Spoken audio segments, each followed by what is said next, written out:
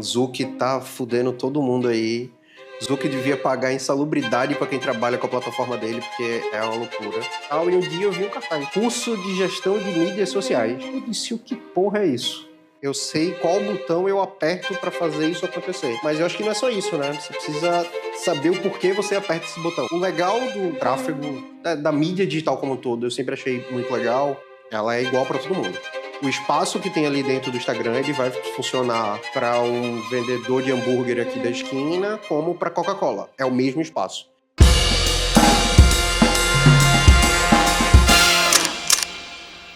...30 minutos, sem mais nem menos, e hoje eu tô com o Thiago Azevedo. E aí? Vamos nessa.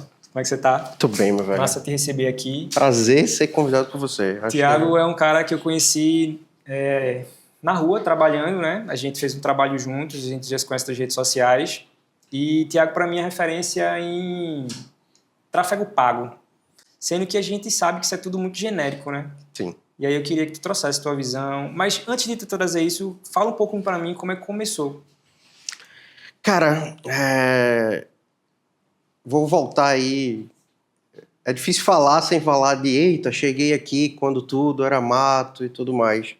Mas aí, basicamente, tudo começa realmente quando eu nem sabia que isso era trabalho. Eu trabalhava com banda, com a cena de hardcore e de música independente, a cena dos emos da cidade e por aí vai. Isso ali 2007, 2008, de 2007 a 2015 ali, mais ou menos. E aí eu produzia esses shows aqui em Recife, Forfã, Dead Fish, Ratos de Porão, todas essas bandas independentes que hoje são mais famosas, mas naquela época, o próprio Fresno, naquela época não eram tão famosas, mas que tinham o seguinte: o único canal de divulgação delas era a internet. Consequentemente, para quem produzia os shows locais, o único canal de comunicação era também a internet. Então, quando eu falo que produzia esses shows, era literalmente eu produzia. Eu cuidava desde a logística deles, a contratação da estrutura local e da divulgação. E o canal de divulgação, na época, era a internet. Na época, a gente tá falando ali de Fotolog, de Orkut. Acho que muita gente não lembra nem o que é Fotolog. O Fotolog é o Instagram da época, galera. Você tem quantos anos, Thiago? Cara, eu tenho 35. Tá. Mas eu comecei nisso cedo. Começou bem cedo, né? Comecei. Eu comecei a estagiar na primeira vez na vida, assim. Eu estagiava no Detran com 15 anos. E meu primeiro show, ele data com 16 anos. Ele é de julho de 2007. Então eu tinha 16 e meio ali. Sua formação? Eu sou de novembro.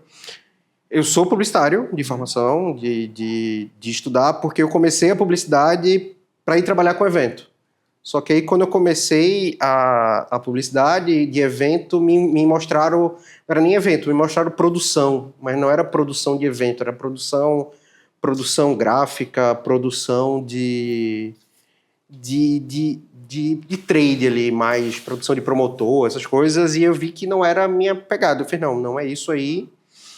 E nesse meio do caminho eu comecei a descobrir que as redes sociais tinham forma. E aí tem o negócio da sincronicidade que a gente estava falando ali agora. Sim. Da coincidência da vida. Eu descobri isso em um cartaz na Católica. Eu não estudava na Católica, mas eu comia muito ali. Eu trabalhei uma época como jovem aprendiz na CELP, ali perto da Católica, e almoçava muito na Rua do Lazer. Então eu almoçava na Rua do Lazer, passava ali dentro da Católica e tal, e um dia eu vi um cartaz: curso de gestão de mídias sociais. Eu disse, o que porra é isso? Tinha os loguinhos da época, Fotolog, Orkut, o começo do Facebook ali, blog, essas coisas. Curso bem disruptivo para a época.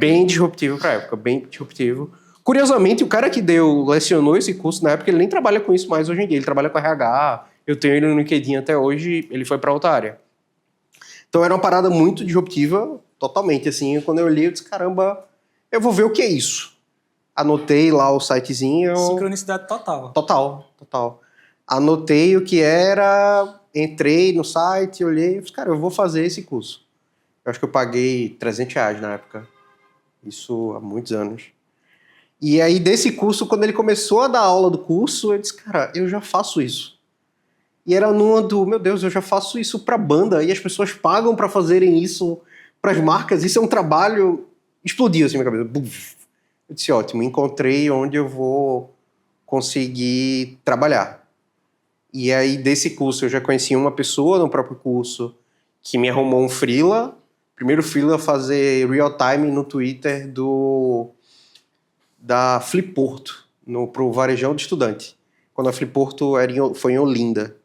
Aí foi o primeiro freela que eu fiz disso. Eu disse, cara, isso é incrível. Tu fez o que nesse freela? Eu fazia conteúdo, era real time ali de quais as palavras estão acontecendo, isso Pra ser postando postado aonde, né? no Twitter, No Twitter? do Varejão do Estudante. Ah, não tinha Instagram ainda. Não tinha Instagram ainda, era Caramba. Twitter Onde e... tudo era mato real, hein? Real. Era Twitter e tava começando... O Facebook ainda tava ali, mas ainda não se tinha olhado o Facebook pro real time. O real time era no Twitter, ponto. Então, o Varejão era uma marca muito à frente disso, ela já tinha as redes sociais bem organizadas, no caso o Twitter. E aí a gente fez eu fui fazer esse freela de real time disso aí. E daí explodiu a cabeça, essa mesma pessoa me conseguiu o meu primeiro estágio, e aí eu comecei a trabalhar em agência. Comecei a trabalhar em agência primeiro como conteúdo, o rapazinho da internet ali, o analista das redes sociais, ponto. Até que começou a aparecer a parte de tráfego, não era de tráfego, era de mídia ali, de Google Ads no começo, do Facebook Ads ainda no começo. E eu disse, cara, essa parte aqui é mais interessante. Até que eu tive uma das agências que eu trabalhei, que foi a MV2, me deu a oportunidade de migrar para a área de mídia. E aí eu migrei para a área de mídia e tô lá até agora. Ah, que massa. Uma curiosidade. No tempo que tu trabalhava com banda, tu amava fazer isso?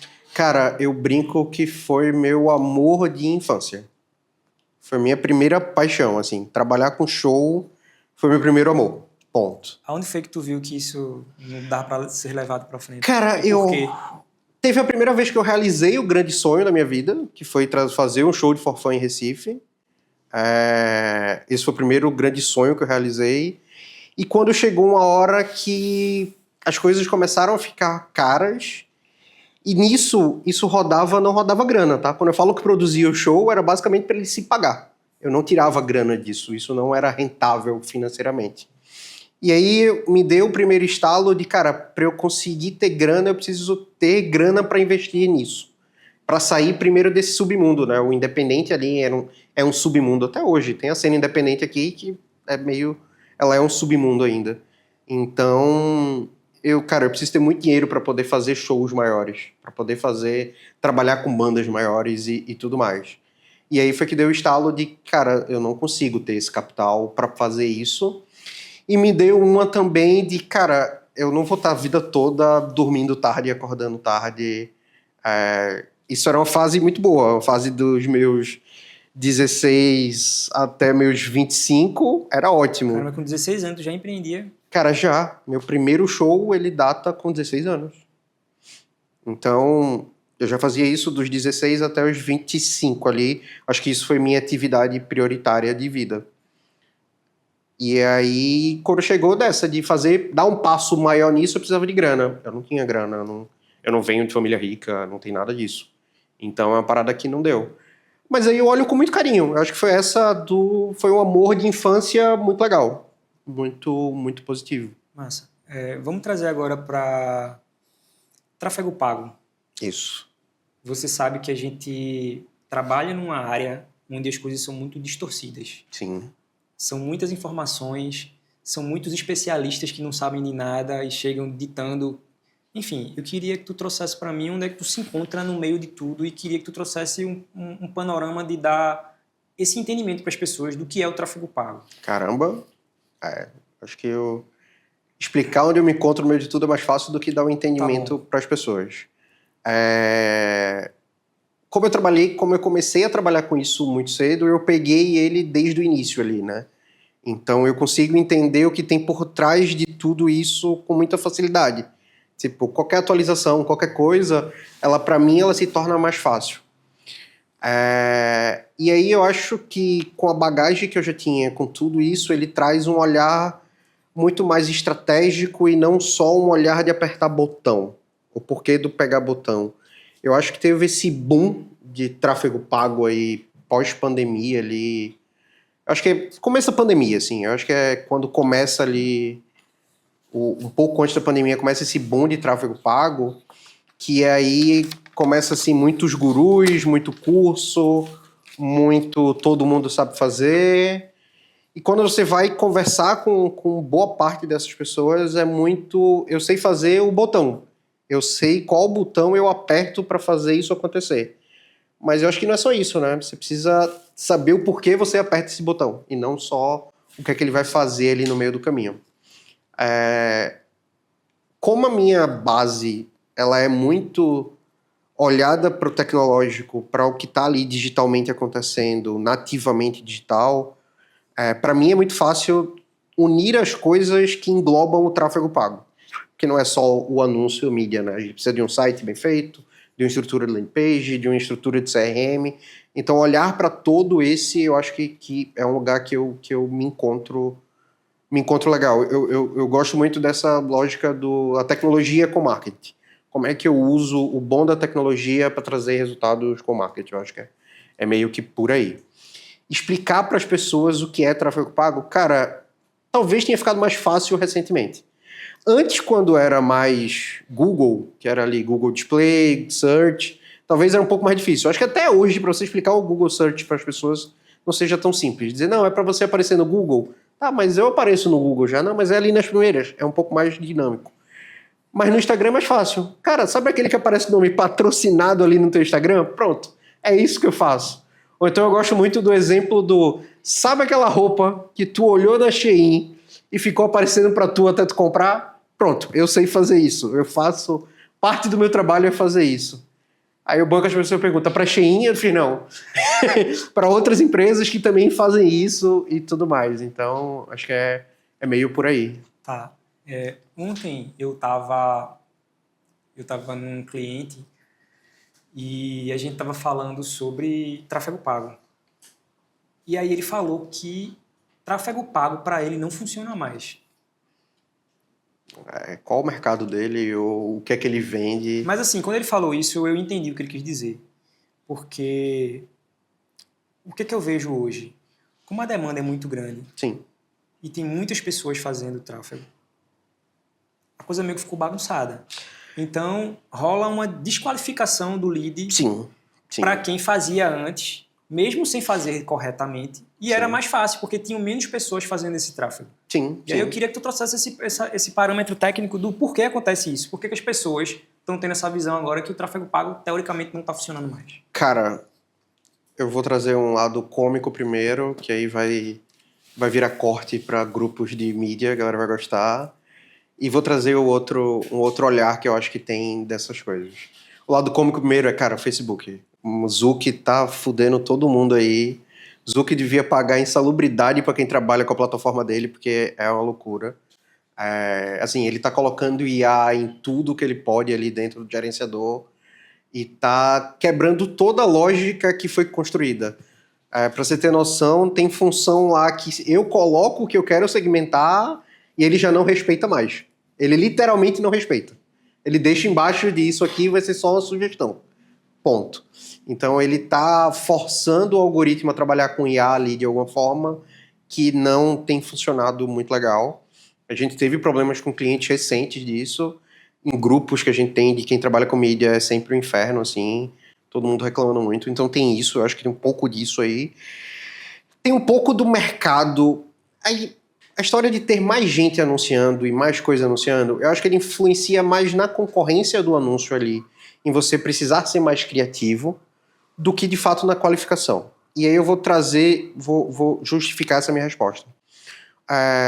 O legal do tráfego, da mídia digital como um todo, eu sempre achei muito legal, do quanto ela é democrática. Ela é igual para todo mundo. O espaço que tem ali dentro do Instagram, ele vai funcionar para um vendedor de hambúrguer aqui da esquina, como para Coca-Cola. É o mesmo espaço. É diferente como a gente tinha de mídia tradicional. Para o cara anunciar na TV da vida, no jornal da vida, o cara aqui da esquina não ia conseguir. No Instagram ele consegue. Então é uma parada democrática. Então a concorrência, talvez, ter mais gente, ela não transforma literalmente em ser ruim para todo mundo, porque eu acho que o algoritmo ainda consegue, e ele responde muito ao que você está colocando ali. se ele funcionar diretamente sem a parte da IA do Meta ali, né, do nosso amigo Zuki. Mas acho que é por aí. Tá, e aí eu tava até notando aqui que eu pensei que tu ia se prolongar mais, mas aí eu vou... o que é que tu acha que o Zuckerberg, a Meta, tá querendo com isso? Cara, eu não sei, eu não consigo cravar o que é. As últimas atualizações eu olhei elas com muita ceticidade, assim. Eu até tenho um menino que trabalha comigo que ele coloca no automático, que no automático vai funcionar melhor, e eu faço, cara, não sei ainda. Na prática, no que a gente tem ali de resultado, ainda não é. Talvez ele funcione melhor quando você tem uma conta mais madura, que aí talvez isso até contradiz um pouco da minha democratização ali do canal. O que é que eu chamo de uma conta mais madura? Quando tu tem, talvez vai ficar um pouco mais técnico, mas vamos lá. Quando tu tem um cliente ou um produto, um e-commerce da vida, que tu consegue trabalhar o tagueamento dele completo, que tu consegue alimentar todo o algoritmo com os eventos de pixel ok, tudo ok, isso no automático deve funcionar muito bem. A gente, na verdade, funciona. A gente tem cliente que a gente trabalha dessa forma. Mas quando tu vou trazer, por exemplo, prático, para uma corretora de imóvel, que, cara, é o lead que cai no WhatsApp de um corretor, e tu não consegue alimentar esse algoritmo correto, o automático não vai funcionar. Então é uma parada que é essa. Eu acho que é meio que o processo do Meta é colocar para todo mundo no automático por padrão. Ó, galera, é tudo no automático. Para ele pouco importa se o lead... Não é nem que pouco importa. Para ele é melhor que o algoritmo demora mais para aprender, então a gente vai gastar mais orçamento com isso, mas na prática, não. Pra gente quando vai pro anunciante menor, ele não tem essa grana para queimar com tanta facilidade, né? Tu acha que de alguma forma isso é um artifício para poder cortar essa interlocução? Cara, não. Eu acho que ele fatura mais nessa interlocução, né? Nessa plataforma mais self-service e tudo mais. Eu acho que ele fatura... Para ele é interessante ter esse intermediário. Até porque ele precisa... Ele não vai conseguir fazer que o cara que tem uma imobiliária mesmo, que o corretor ali consiga fazer o anúncio e também ser corretor. Então... Nesse intermédio é melhor que ele tenha alguém administrando ali no meio do caminho. O que talvez... Tem uma coisa que é... Quando você vai refletir, quando você vai pensar e vai olhar os movimentos tecnológicos das coisas, tem umas coisas que acabam se encaixando. Ao mesmo tempo que ele quer colocar IA para tudo, isso também justifica um pouco do que ele perdeu de informação das pessoas. O que é que eu digo que ele perdeu de informação das pessoas? A gente tinha ali na época do Facebook uma coisa mais viva de comunidade. Você seguia, você curtia, você participava de grupos. Na verdade, você curtia. O seguia você tem no Instagram também. Mas aí eu vou chegar nesse seguir. Você tinha ali grupos, você tinha curtidas. As pessoas se interessavam e deixavam isso mais claro. Ao mesmo tempo que ela também tinha um perfil mais preenchido. Estado de relacionamento, formação e tudo isso. Isso tudo sempre foi poder de segmentação. Duas coisas diminuíram esse poder de segmentação. A galera foi pro Instagram, onde tu tem um cadastro muito menos robusto, é basicamente nome, e-mail e idade, ponto. Não tem estado civil, não tem... Relacionamento. Não tem... Onde você mora. Onde você estuda, não tem isso no Instagram. E o outro, as leis de proteção de dados. Tanto as daqui do Brasil, quanto as da Europa. Acho que elas são as mais fortes aí, as mais... E muito do iOS... Com a lei, os aparelhos também se atualizaram. Então, meio que deu essa minada ali nas coisas de ter mais informação das pessoas. Então, eu acho que é meio que isso, assim. E junto a isso, a gente tem a IA. Então, ele meio que... As coisas se encontram e se confundem ali no porquê que tá mais... O porquê que eu vou colocar IA nisso, sabe? Eu acho que é meio que isso, talvez. Massa. Uma coisa que eu acho que já aconteceu com todo mundo, e aí eu vou perguntar para você, quanto especialista, que danado é isso que acontece quando você tá falando alguma coisa, você nem pesquisou, e aí começa a aparecer para você? Cara, Isso é lenda ou é verdade? Eu acho que é lenda, tá? Eu tenho a minha teoria própria de que é lenda, e tem um vídeo do... Não é do Manual do Mundo, cara. É do Nerdologia. Eu posso mandar depois o vídeo que ele explica exatamente o que é que acontece nisso. Eu vou dizer o porquê que eu não acredito que isso existe de verdade. Cara, se esse telefone tivesse o tempo todo ouvindo a gente falando de fato, conversando, que eu acho que a teoria que as pessoas mais têm ali em comum é o telefone tá aqui do lado, a gente tá conversando, eu pego, ele mostra alguma coisa que a gente conversou. Não, eu jurava que isso aí era tipo assim, o cara chegou no estágio máximo do tráfego pago e ele sabe fazer isso, tá ligado? Não. Então, a minha teoria de que isso não é real é que se o telefone tivesse esse tempo todo ouvindo a gente, ia ser uma panela de pressão. Se a gente passa 2 segundos a mais gravando com o celular, ele já esquenta. Então, ele viraria uma panela de pressão. Então, tem esse aí. Mas aí eu posso dizer, na mesma teoria da minha cabeça, que é como é que isso acontece. Vamos lá, a gente tá conversando, eu tava viajando, beleza? A gente tava conversando, eu tava viajando ali, te falei onde é que era que eu tava viajando e tudo mais. A gente tá jantando aqui, eu te contei da minha viagem, tudo certinho, massa. Tu chegou na tua casa, tu abriu teu celular, apareceu lá a viagem pro destino que eu tava. Eita, na cabeça que vem eu ouvi isso, foi o telefone que me ouviu. Ouvi minha conversa. Exato. Não, ele ouviu a gente ficou conectado no mesmo Wi-Fi por um período de tempo, a gente tava ali.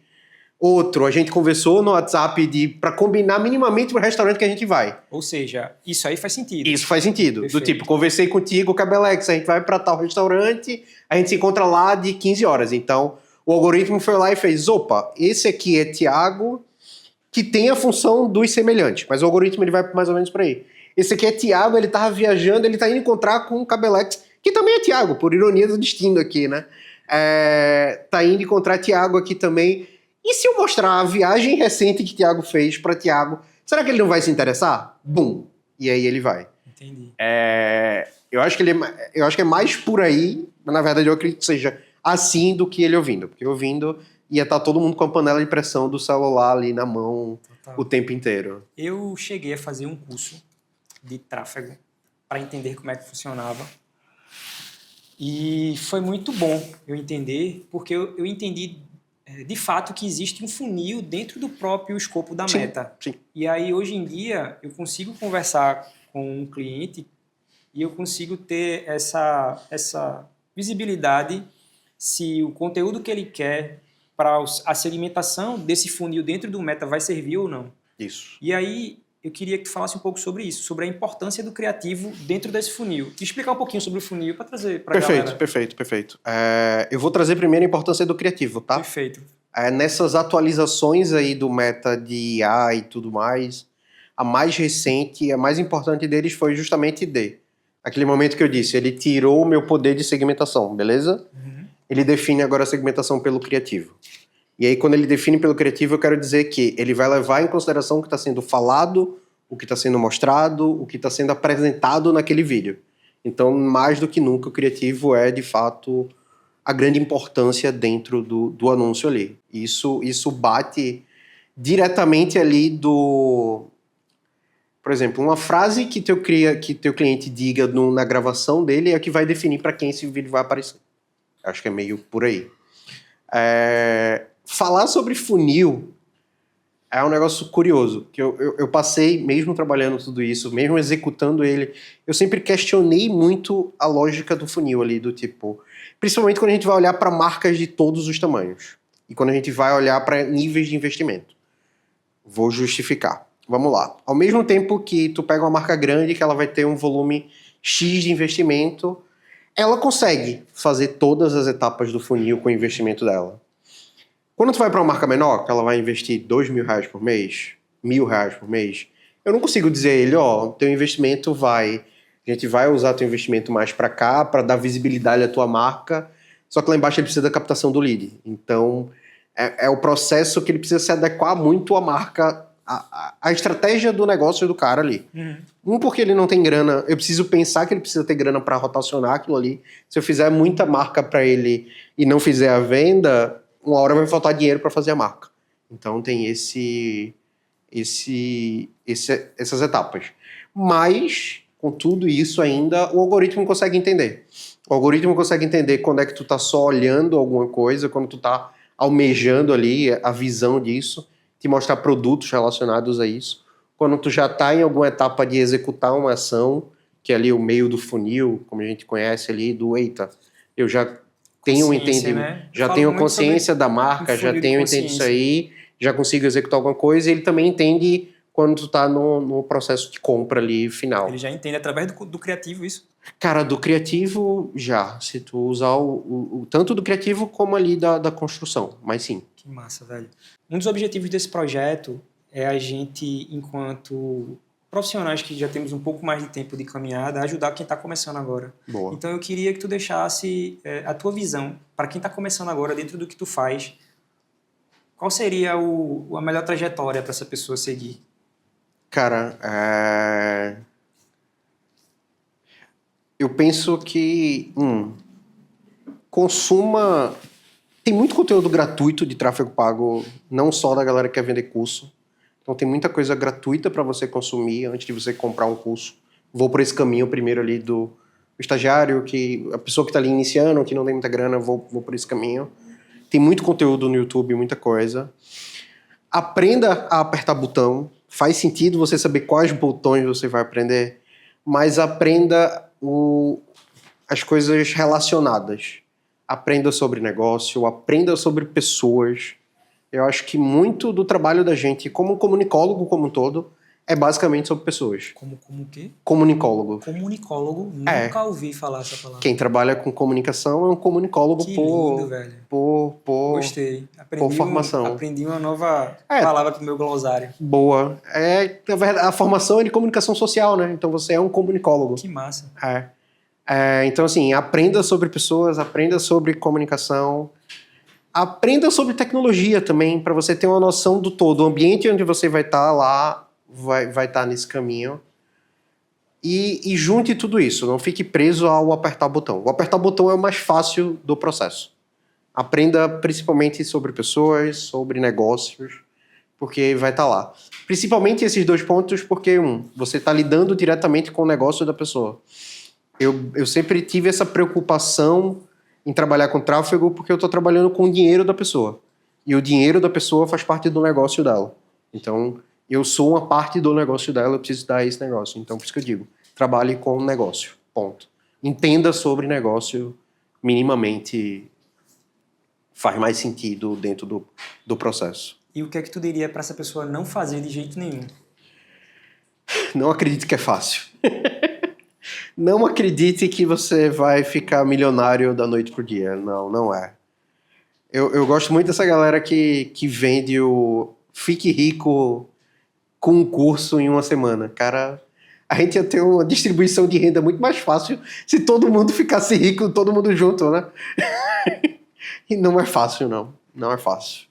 Pra você que tá começando, talvez ouvir que não é fácil dê um pouco ali de medo, mas também eu acho que o não é fácil é muito para não lhe dizer que é um caminho fácil. Não procure esse caminho fácil. Não existe esse caminho fácil. Não existe esse caminho fácil. Ponto. Olhe... Procure informações reais, assim. Se a pessoa tá ali vendendo que é muito fácil, não é fácil, não. Ou seja, não existe atalho. Não existe atalho. Tu ama o que tu faz hoje? Cara, amo. Eu acho que eu cheguei num estágio de vida profissional que hoje, não só de hoje, tá? De alguns anos, eu acho. Eu acho que quando eu me encontrei na função de mídia mais generalista, de tráfego e por aí vai, eu me senti muito confortável. Eu acho que teve essa, assim. As meninas comentaram alguma coisa sobre pifar, o barnaltar da vida aí.